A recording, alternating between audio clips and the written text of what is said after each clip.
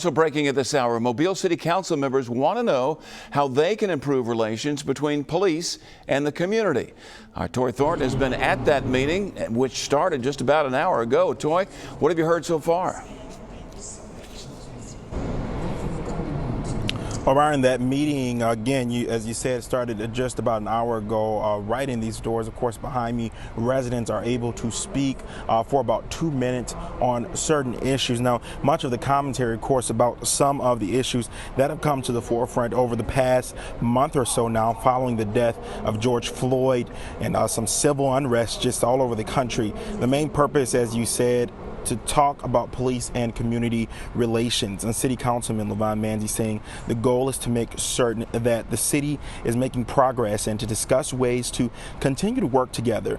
Now, residents are going to be able to speak, or are able rather, to speak on concerns relating to the use of lethal force, restraint techniques, including neck or chokeholds, crisis intervention, de-escalation tactics, body cameras, no-knock warrants, deployment of backup assistance, gun violence and crime trends in the city, and many, many more subjects that are being brought to light here today. And of course, social distancing happening right now. The room is pretty much filled to capacity, and those who can't get in the room can watch out here in the atrium live, and when they're called, they'll be called in. Of course, everyone pretty much distanced. Take a listen to what one of today's speakers had to say. It's my pleasure to be here, but I can't breathe.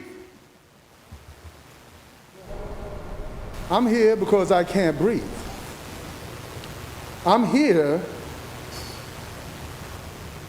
not to promote a singular idea, effort, or initiative as it relates to abolishing police, defunding police, or 8 can't wait. I am here because I can't breathe. And many people echoing that today. Now, of course, a little back and forth, however, between Police Chief Batiste and some council members after Councilman Fred Richardson made a statement about asking questions about the current body camera policy. Chief Batiste calling it ludicrous to have to disclose the body camera policy to the council.